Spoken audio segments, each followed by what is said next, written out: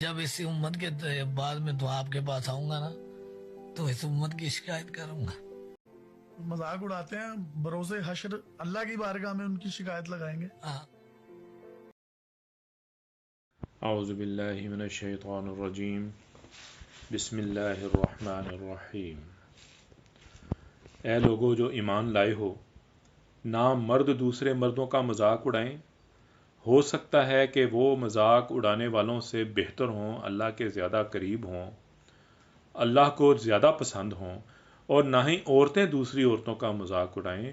ہو سکتا ہے کہ جن کا مذاق اڑایا جا رہا ہے وہ اللہ کو زیادہ پسند ہوں، اللہ کے زیادہ قریب ہوں۔ آپس میں ایک دوسرے کو تانے نہ دیا کرو، اور نہ ایک دوسرے کو برے القاب سے یاد کرو، نہ ان کے الٹے سیدھے نام رکھو۔